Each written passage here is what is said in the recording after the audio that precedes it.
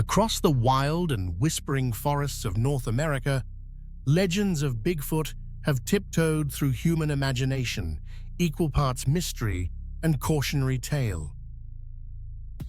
While many stories paint this enigmatic creature as a shadowy giant glimpsed from a distance, a select few accounts reveal a much darker, more fearsome aspect, one defined by aggression, terror, and life-altering encounters. Rooted in eyewitness testimony and cultural folklore, these chilling narratives go beyond simple sightings, describing confrontations that test the boundaries of human survival and reason. Here, the shadow in the woods becomes a formidable adversary, showing not just immense power, but a cunning that injects primal fear into the hearts of those who bear witness. Bigfoot, also known as Sasquatch, has long been a figure of fascination, said to stand 7 or 8 feet tall, cloaked in dark hair and able to slip silently through the densest forests.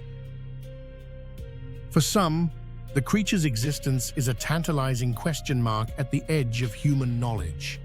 For others, particularly those who have survived close encounters, it represents a force both terrifying and real. When aggression emerges in these stories, it is rarely mere animal instinct.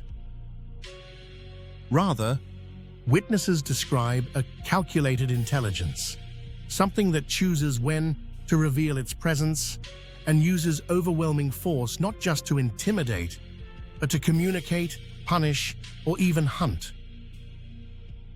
Deep in the wilderness near Mount St. Helens, a group of gold prospectors in 1924 encountered what they described as 7-foot gorilla men, an encounter that quickly escalated into a night of terror.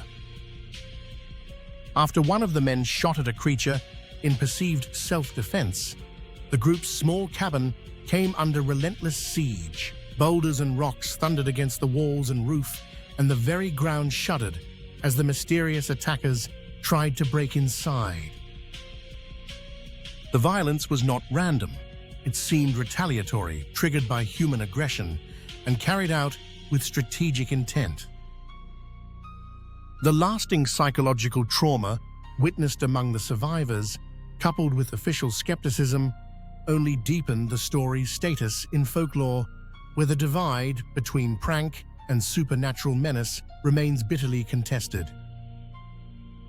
President Theodore Roosevelt himself immortalized a harrowing wilderness account from the Montana-Wyoming frontier in his writings, lending unusual weight to this early tale.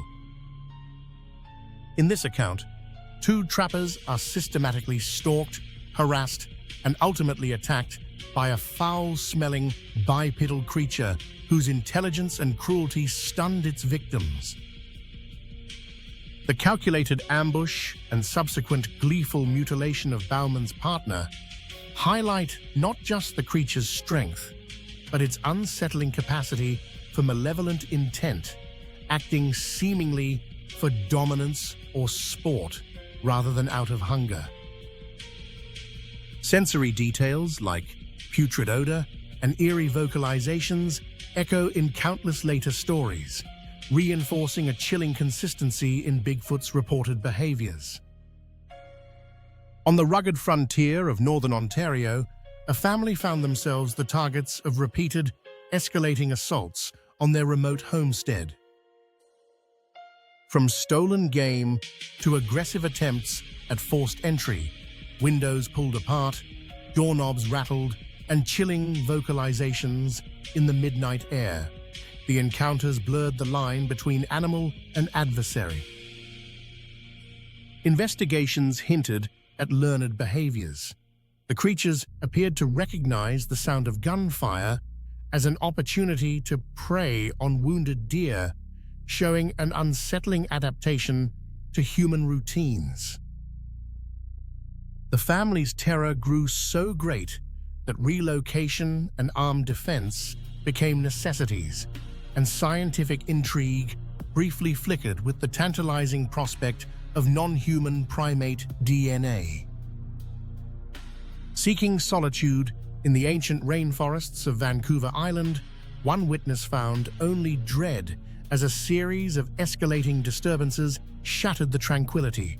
Rocks thrown with explosive force, massive stomps that rattled the earth, and cacophonic vocal warnings that defied easy understanding. The message was clear: if wordless, leave and do not return. This display was not simple rage, but a linguistic arsenal designed to persuade and terrify, echoing indigenous traditions that called these lands the home of the Sasquatch.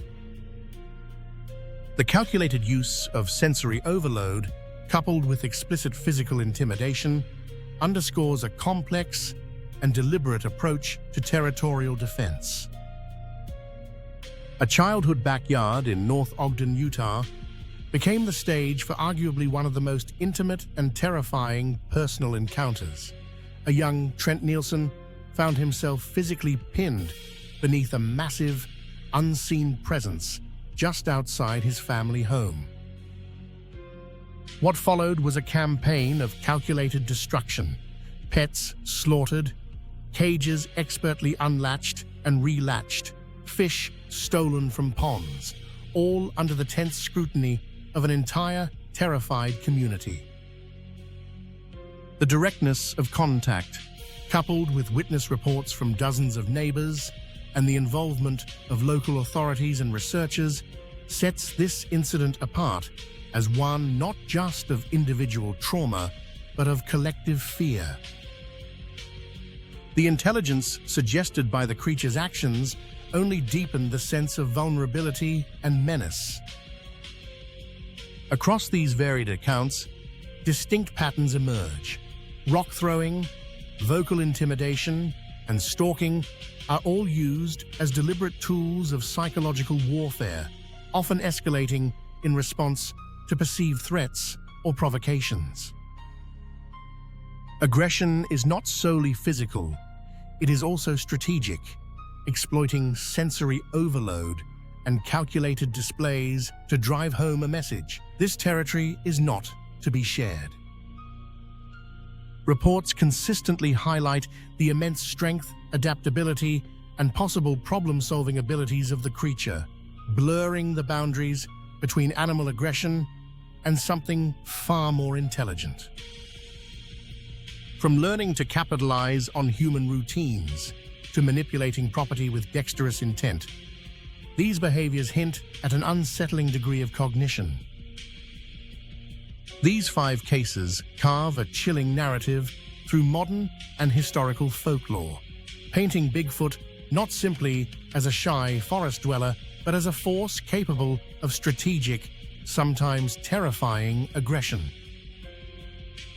Whether as punisher, protector, or predator, the creature's impact on those who encounter it is lasting, forever altering their view of the natural world. As science hesitates and legends grow, the echoes of these aggressive encounters invite ongoing curiosity and caution, reminding us that even in the modern age, the wilderness may still harbor mysteries more formidable than our deepest fears. For every shadow in the woods, perhaps, there remains a story yearning to be told, and a boundary none may cross without consequence.